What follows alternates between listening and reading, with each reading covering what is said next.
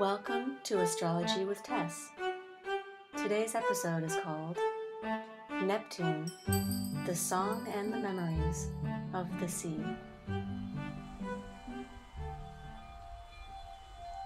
Men, you must all plug your ears with beeswax. As we approach the sirens, you must all plug your ears. First, tie me to the mast of the ship, and no matter how much I scream and beg, do not untie me.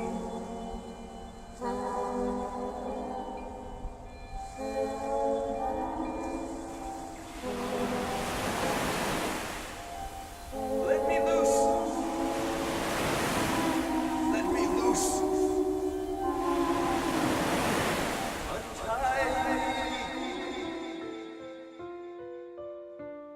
This was Odysseus's way of traveling safely past the sirens and their sweet, seductive, deadly song.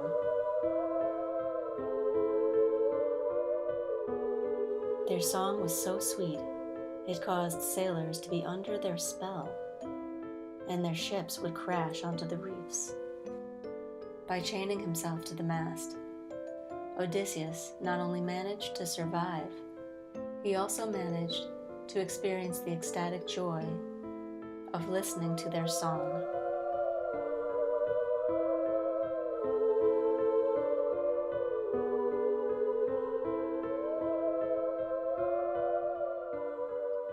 In this episode, we will explore the sweet, seductive heavenly spell of the planet Neptune.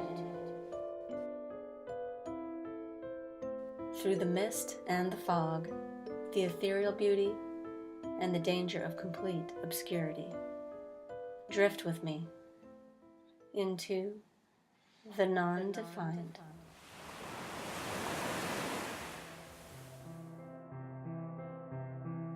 To the Greeks, Neptune was Poseidon, brother of Zeus and lord of the sea. He rides a chariot pulled by two seahorses, known as hippocamps. Hippocamps, as in hippocampus, like of the brain. In Greek, hippo means horse, and campus means sea monster. This mythic creature had the upper body of a horse and the lower of a fish. In the brain, the hippocampus bears a nearly identical shape to that of a seahorse. And there are two of them. They run parallel to each other in the medial temporal lobes on each side of the brain. Are these the same hippocampi that pull the chariot of Poseidon, the god of the sea? In the psyche, the sea is that vast area of the unconscious. In the same way that the depths of the ocean are only 1% explored by scientists, the unconscious is for the most part one giant deep dark territory that is unknown to man. We get glimpses of it when we dream, or when we daydream, or when a poem sends us into a reverie, or when we become lost in the music, spellbound by beauty. Ooh. Carried away in dance. During REM sleep, much of the brain's activity essentially shuts down. The frontal lobe is switched off, as well as the primary visual cortex, which is the brain's vision that is attached to the retina of the eyes. These areas are imperative for functioning in the day-to-day, but in sleep, they shut down as we cut ourselves off from the external waking world. But other parts of the brain are extremely active and awake. This includes the amygdala and, you guessed it, the hippocampus. During dream time, Poseidon's chariot is very alive.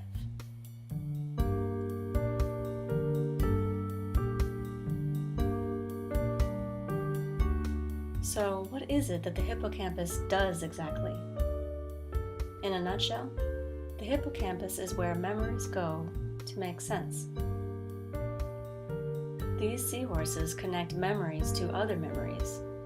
They connect senses to memories, like when you smell cinnamon and think of a beautiful autumn afternoon. They form long-term memories. They organize and store memories. Memories are us is the motto for the seahorse. They also serve to help us navigate and orient ourselves through space. During dream time, we may not be connected to the external waking world, but the seahorses are navigating us through another world. The world of memories is the oceanic world ruled by Neptune. And these aren't just our own memories. Neptune includes the unconscious of the collective. In this way, it connects all humanity through the mystery of symbolic resonance, synchronicity, and déjà vu. Ah, the bliss of ultimate oneness. Can you hear the sweet song? Neptune is so beautiful in its sweet promise of blissful interconnectedness. To see the world in a drop of water, to hear the harmonics of heaven while gazing at a sunset. It's beautiful in its escape from the mundane, to fantasize, to imagine. Without such escape, how boring life would become.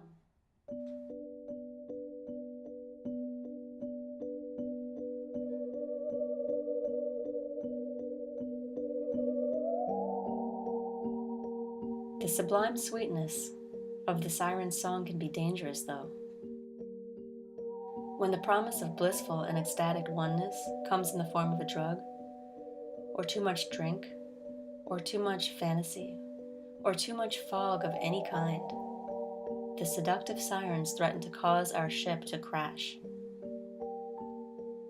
An earthy orientation is in order, like the one employed by Odysseus. Cautious navigation is key when traveling through these waters. Neptune rules Pisces, the sign of the fish. Of course, the fish are the residents of the sea in the external world. Curiously enough, fish don't experience REM sleep like mammals and birds do. They don't even have eyelids to shut, except for sharks. They don't dream, but they also don't ever fully sleep. They live in a colorful ocean, and they are known to have excellent eyesight. You gotta wonder, are they just swimming through a waking dream? Sirens are different from mermaids in that they are half woman and half bird, instead of half fish. In myth, mermaids are known to be more benevolent than these beguiling sirens. In fact, they don't even sing those enchanting songs, by most accounts. And this makes sense because fish don't have voices. Instead, they make a variety of low-pitched creaking, grunting, and whistling sounds. It's the birds that sing the pretty song. Birds and fish are both Neptunian in the sense that they both operate by swarm intelligence. When a school of fish or a flock of birds change direction in a sudden instant, that is swarm intelligence. Collective behavior. They operate with a kind of a group mind. The group mind, or collective behavior, in society is seen very easily in passing trends, be it in fashion, music, style of speaking. Something seems to catch on, and the next thing you know, everybody is doing it. Big business, as well as others in power, study these trends to try and manipulate the masses. In this way, we become Neptunian victims, Neptunian slaves. and we must attempt to wake up out of the fog. We become hypnotized consumers, buying the things that play to our subconscious desires. Perhaps the sirens are more dangerous to humanity because they are seen and heard. We can see birds in the sky, and we can hear their pretty song. We can see ads on TV and hear words from seductive speakers of people in power. But fish? They live deep beneath the sea. We can't see them, we can't hear them, we barely know them. As said before, science has only explored 1% of the ocean's depths. Fish are old, too. They've been around for 450 million years, long before the dinosaurs. The group mind of the fish can only be known by going inward, into the depths of the ocean of the unconscious. Through memories connecting to memories. It is a collective voice that comes from within, as opposed to without. The mermaid way is the silent course of meditation, the quiet search for inner truth, the soothing of inner peace. Still, they say if you kiss a mermaid, you develop gills. The sea is a place to visit, not reside. Our species still lives on land. Some people are more Neptunian than others, and must be more cautious of its traps. If they succeed in their navigation, they become living proof of a sense of heaven on earth.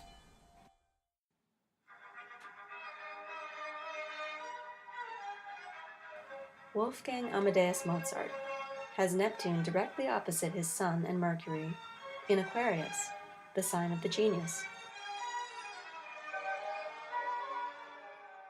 Poseidon's chariot was so strong in him that he famously was able to play and write down all of the notes from a song he had only heard once.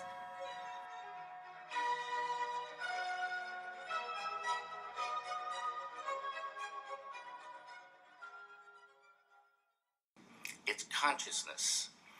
And there's an ocean of pure, vibrant consciousness inside each one of us. David Lynch has Neptune in Libra, square his ambitious mind of Mercury in Capricorn. He openly talks about how transcendental meditation plays a key part in his creative process.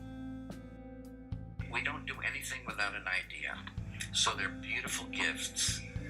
And I always say desiring an idea is like a bait on a hook.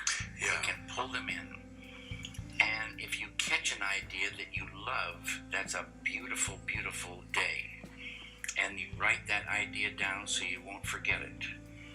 And that idea that you caught might just be a fragment of the whole, whatever it is you're working on. But now you have even more bait. Thinking about that small fragment, that little fish, will bring in more. And they'll come in and they'll hook on. And more come in, and pretty soon you might have a script, or a chair, or a painting, or an idea for a painting. As any Lynch fan will attest, he manages to catch some pretty big fish.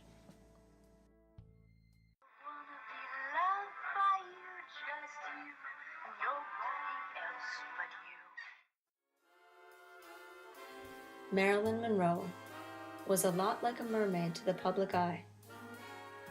Ethereal beauty, enchanting and alluring. Basically Aphrodite in the flesh. Neptune is rising in her chart in flashy Leo, so it comes off right away in her style of presentation.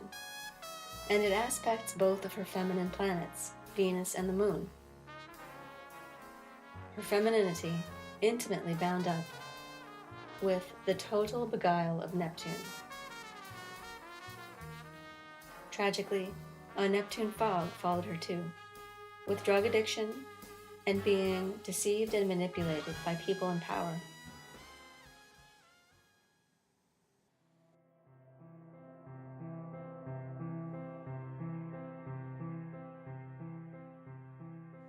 In closing, we are not fish. We are humans, and we live on land in a world that offers us a lot of beauty. The exquisite beauty of Neptune's song needs not take us over entirely. We just need enough spell to stay enchanted. We need just enough je ne sais quoi. Thanks for drifting with me through the beautiful mist. Until next time, happy astropondering.